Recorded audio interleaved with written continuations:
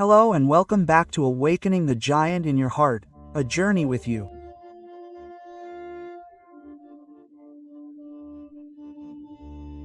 In a world full of competition and pressure, many of us wear masks every day.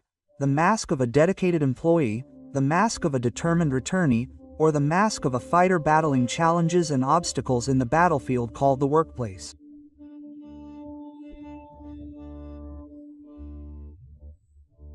We wear them until they become part of our identity. But tragedy strikes when we return home, a place that should be a haven, a safe haven. We forget to take them off. We bring the stress and frustration of the battlefield back to a new battlefield, the family.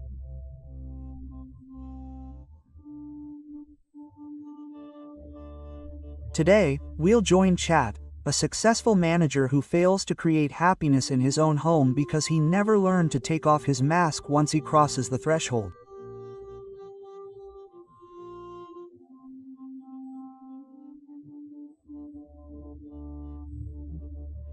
His journey, under the simple guidance of a doorman, will lead us to discover a sacred ritual that will help us let go of our emotions, leave behind our heavy responsibilities, and return home with a heart ready to be a real parent, husband, wife, and child.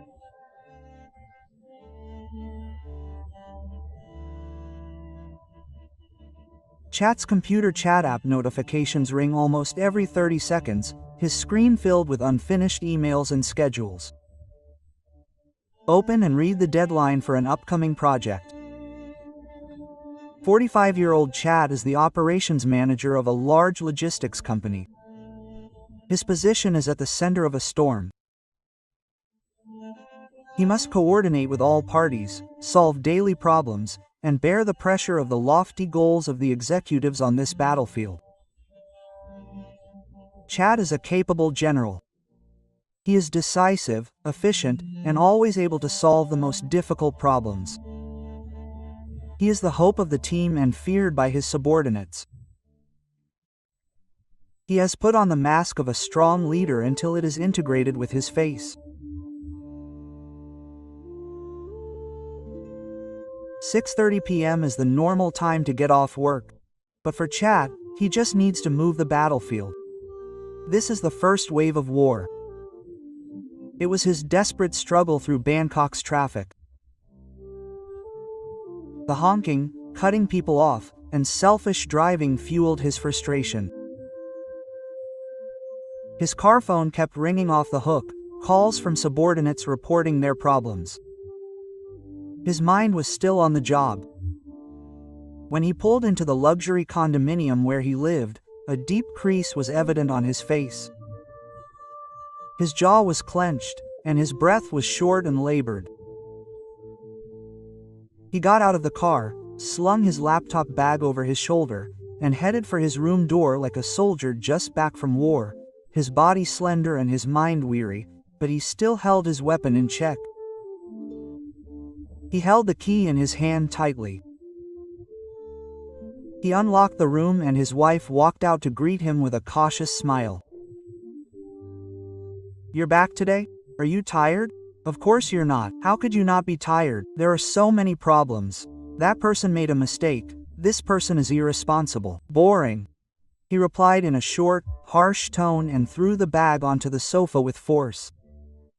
His wife's smile deflated slightly. Tom, come eat already." An shouted for her son. Tom, an 8-year-old boy, ran out of the bedroom. He held a sheet of drawing paper in his hand. He ran to his father with sparkling eyes.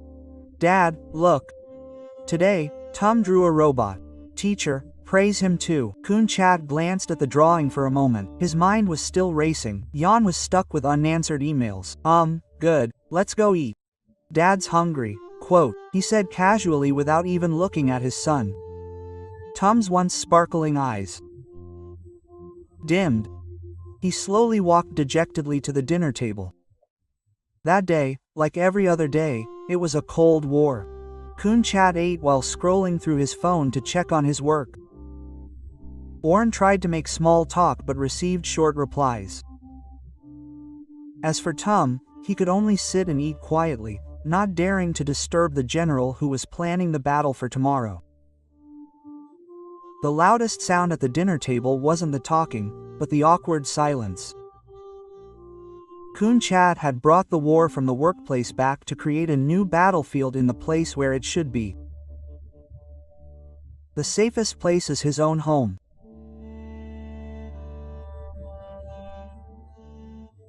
This cycle of suffering repeated itself over and over again until one day, when the pressure at work reached its peak. Chat had just been severely reprimanded by his management because of his subordinate's mistake. He felt so angry, ashamed, and stressed that he almost exploded. He drove home boiling with rage. The image of his boss's face and the reprimanding words kept playing in his head. He was about to take the biggest time bomb back home to explode. He parked his car and got out of the car and walked straight to the lobby entrance of the condo with heavy and fast steps. His face was stern and emitted a murderous aura that made no one dare to approach.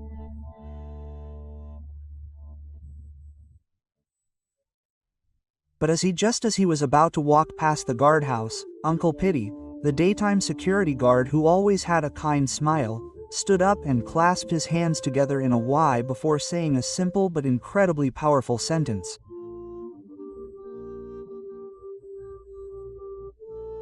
"Hello, Mr. Chat. You've been fighting hard today." Quote. Mr. Chat stopped in his tracks and turned to look. He usually never paid attention to the guard. Uncle Pity smiled faintly and continued speaking as if he could read his mind. It seemed the enemy was quite strong, but today's war was over. "Mr. Chat, why don't you lay down your weapons and stop fighting before stepping into our camp?" That comparison perfectly matched his feelings.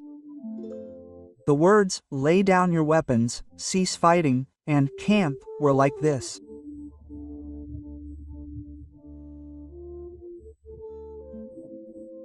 The cool water poured into the fire was the first time anyone saw the war in his heart, and the first time anyone warned him before he brought that war to harm the innocent soldiers waiting for him in the camp, his wife and son.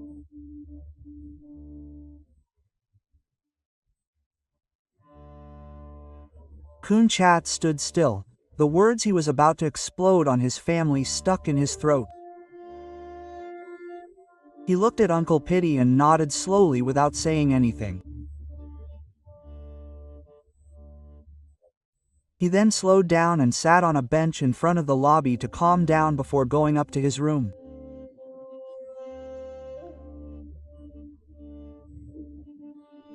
The gatekeeper's words that day became a simple, yet profound, religious judgment that shook the mask he had been carrying. After that day, Khun Chat began greeting and talking with Uncle Pity.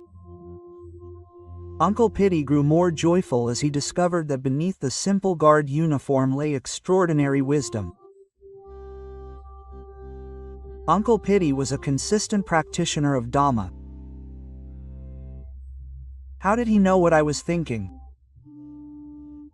Khun Chat asked one day. He didn't know, but he saw the warrior walking home every day. He saw the mask he wore and knew that if we didn't take it off first, the people at home would suffer. How could I take it off when my mind was always thinking about work? We must create boundaries for our minds. Young man, Uncle Pity taught the first and most important principle of Dhamma, mindfulness, specifically mindfulness in the boundaries between two worlds, the world of work and the world of home.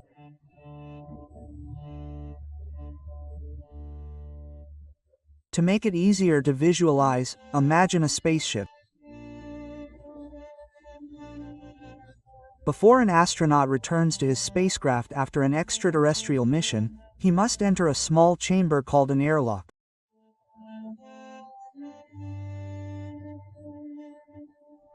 He doesn't immediately remove his helmet.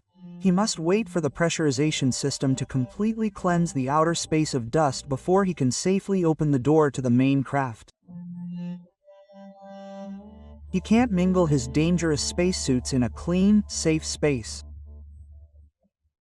Our front door is the airlock. The work is outer space, full of pressure, competition, and danger. The manager's mask we wear is the sturdy spacesuit, essential for survival in that battlefield. And home is the spaceship, a safe space that should be as clean and airy as possible.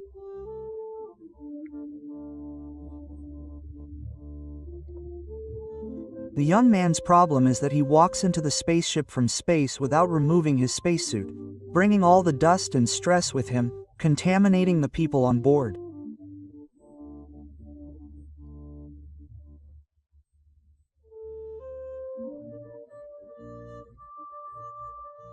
What we must do is learn to stop at the door, the airlock, and undergo a process of transition, shedding the external chaos before stepping into our sacred space, so that the nation can see the importance of putting aside one's role before seeking peace.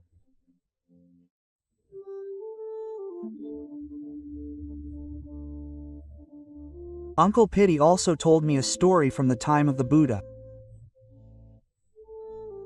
Do you know how even a king with the responsibility of governing the country, even great nations understand this principle, as in the story of King Pasenadi Kosala, narrated in a tone that made Kun Chat feel as if he had traveled back in time. King Pasenadi Kosala was a great king of Kosala and a Buddhist who deeply believed in the Buddha.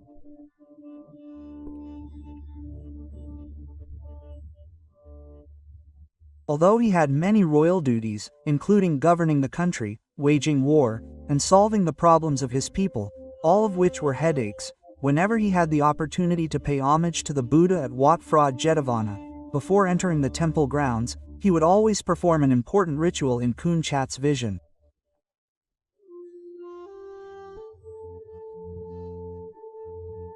See the image of a powerful king descending from his chariot.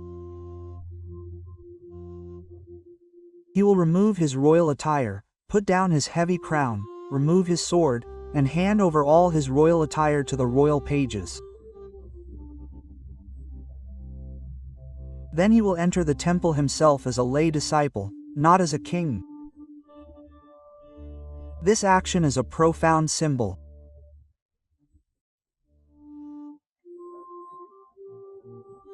It is the removal of the mask, the laying down of burdens, the shedding of all worldly roles and powers in order to prepare the vessel, which is his mind, to be empty and ready to receive the noble Dharma from the Buddha fully.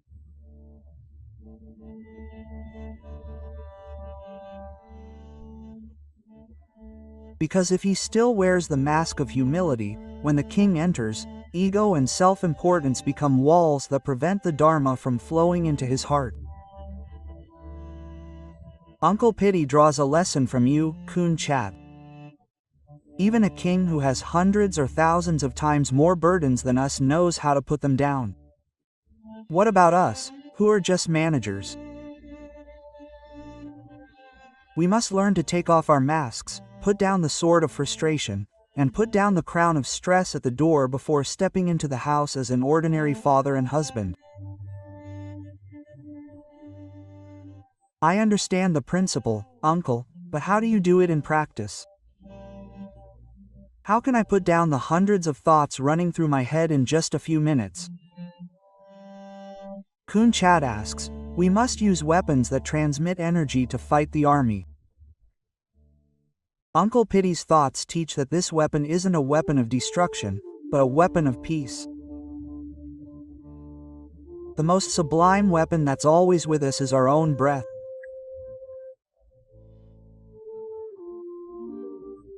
The second principle that will help us stop the storm in our minds is anapanasati, which is mindfulness of breathing in and out. Try observing when we're stressed or angry. How is our breathing? It's short, rapid, and obstructed. Mr. Chat, your answer is correct. When we're relaxed or happy, our breathing is long, deep, and comfortable.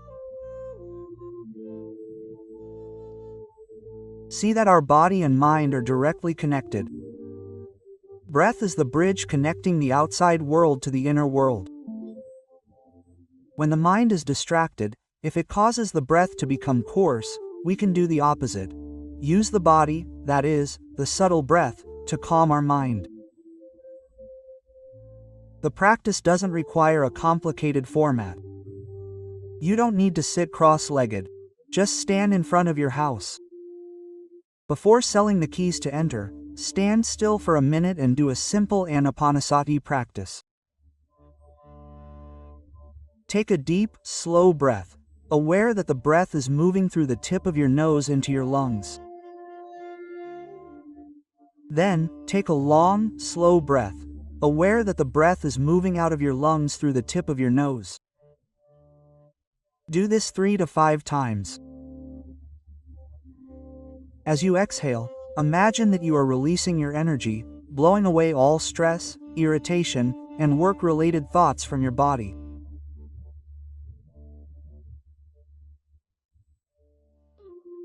Letting our minds and breathing rest for just 1 minute, with a few mindful breaths, is powerful enough to break the cycle of distracting thoughts and reset our minds from warrior mode back to rest mode.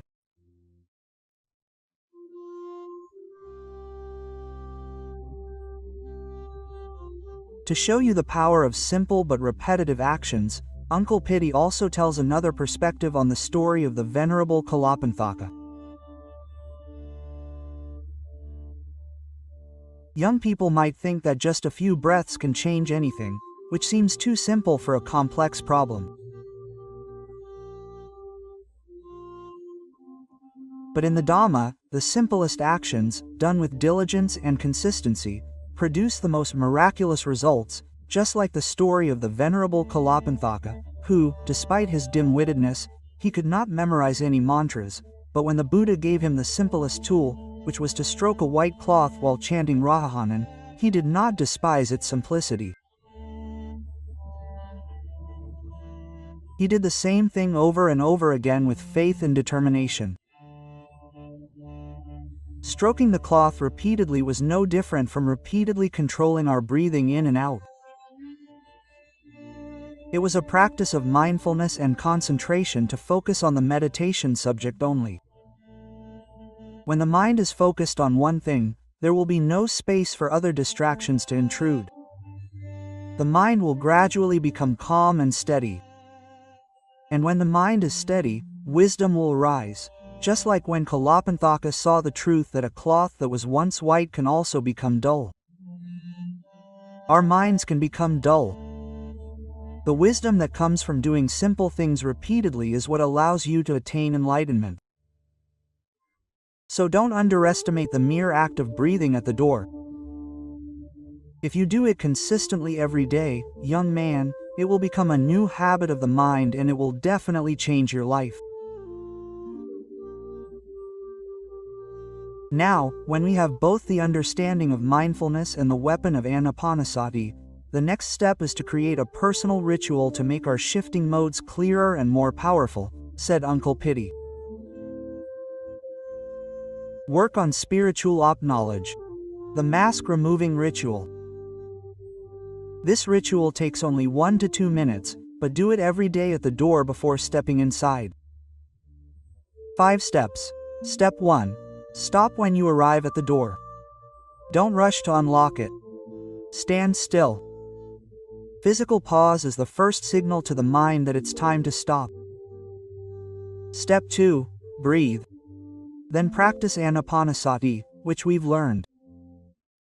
Breathe in and out slowly and deeply 3 to 5 times, imagining that you're blowing away stress with your exhale. Step 3. As your mind begins to calm, remember the role or mask you've just worn all day, the manager's mask. Mentally thank that role for helping you work and overcome obstacles throughout the day. Step 4. Let go. This is the most important step. Make a physical symbol and imagine yourself letting go. Ong raised his hand as if he were about to remove the invisible mask or hat from his head, then pretended to hang the manager's mask on an invisible hook outside the door, saying to himself, "Today's mission is over. Come back and put it on again tomorrow." Quote. Step 5. Set a new intention.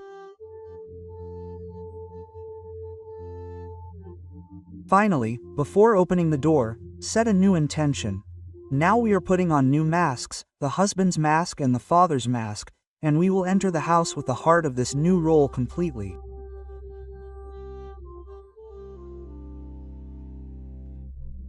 Kun Chat decided to put this ritual into practice. The first evening, he admitted that it felt strange and awkward. He stood in front of the door. And then he followed the steps Uncle Pity taught. It felt like he was acting alone. But when he opened the door, something changed. His wife, An, walked out to greet him. "Are you tired?" The old Kun Chat would have said, "Yes, I am." But the new Kun Chat, who had just hung his exhaustion outside the door, could smile sincerely and reply, "I'm tired now, because he saw your face." An blushed and smiled broadly like never before. When his son, Tum, ran in to hug him, instead of feeling annoyed, he could crouch down and hug his son back wholeheartedly. It was just a small first step, but for his family, it was a huge change. Kun Chat had made this ritual his daily routine until it became second nature. The awkwardness disappeared, replaced by a sense of sacredness.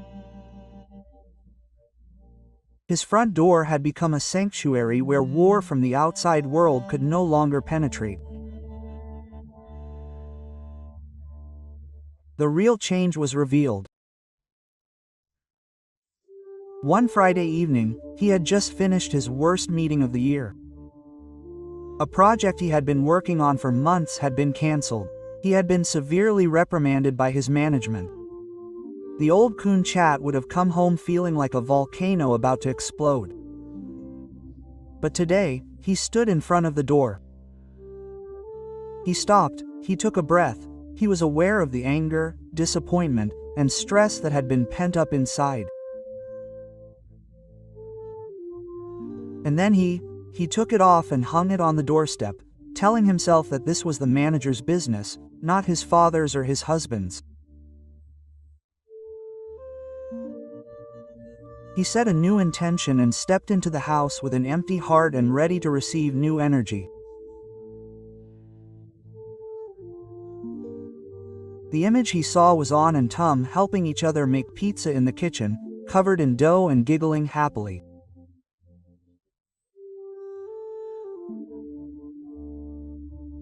The old Kun Chat might have complained about the mess, but the new Kun Chat just smiled and walked in, grabbed the dough, put it on his nose, and joined in the fun with his child and wife.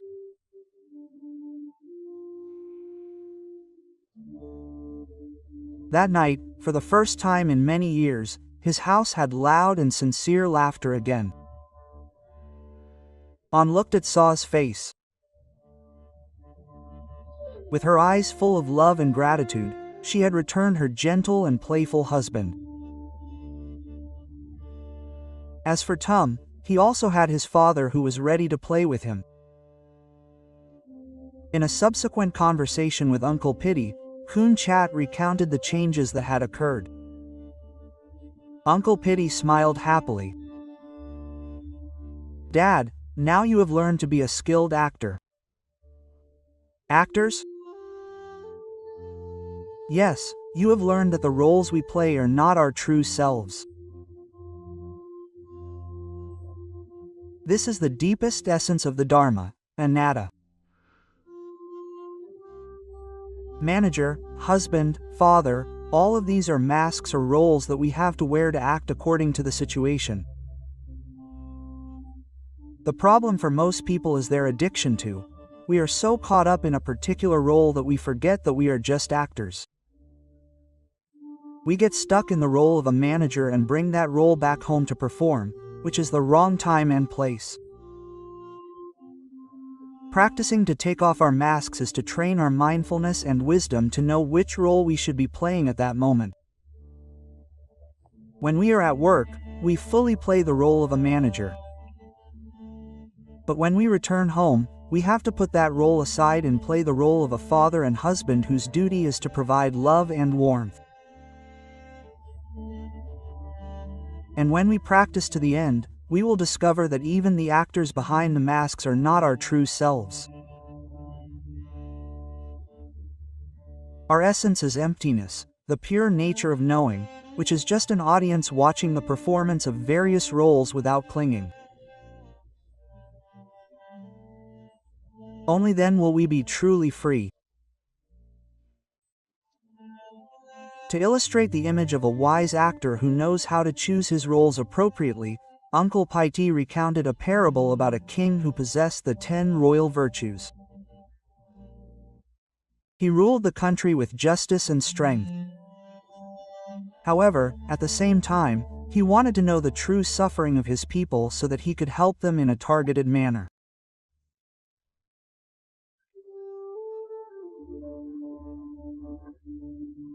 Therefore, at night, he would remove his king's mask and disguise himself as a commoner, a merchant, a soldier, and most often, a charioteer, so that he could travel everywhere and receive listening to the true voice of the people without anyone knowing who he was.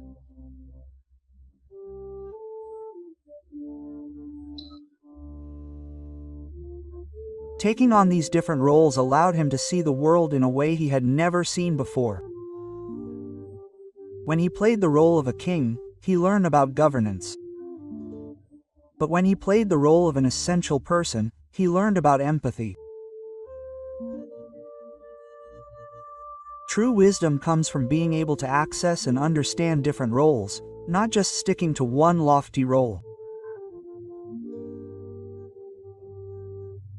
When Kun Chat learned to take off his manager role and fully embrace his father and husband role, he became a more complete human being. The last image we see of Kun Chat several months later, he is about to walk out of the office. A subordinate, a new and energetic manager, follows him with a serious expression. Quote, "Fi Chat, I'm going crazy. I have a lot of problems at home and a stressful job. I can't tell the difference." Kun Chat stopped walking, turned to smile at his junior. He put his hand on the young man's shoulder and said, "I'll teach you the most important ritual for a leader. It only takes a minute, but it will change your life at home forever." The ritual is called taking off the mask at the door. He became a good friend who shows the way for others. Kun Chat's journey from a general who never rests in battle to a wise actor also gives a lesson.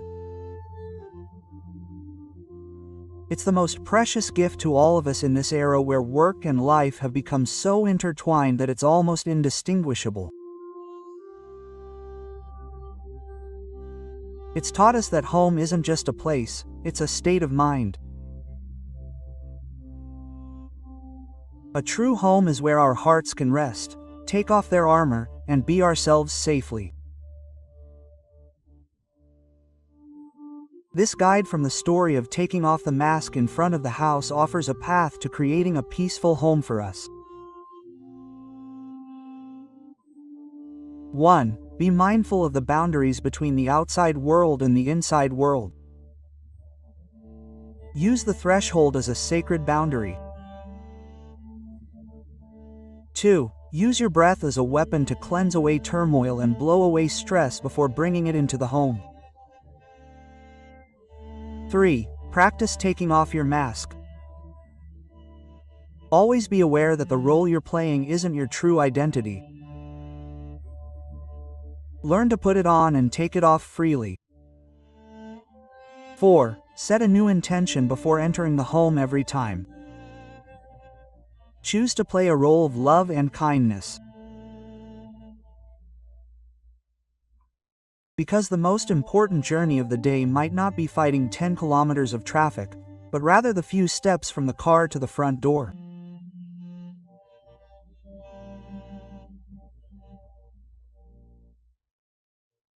If we can transform that step into a mindful and wise one, we can truly transform our home from a battleground into a haven for our hearts and those of our loved ones. Thank you for listening. May you all find peace every time you return home. See you again. Goodbye.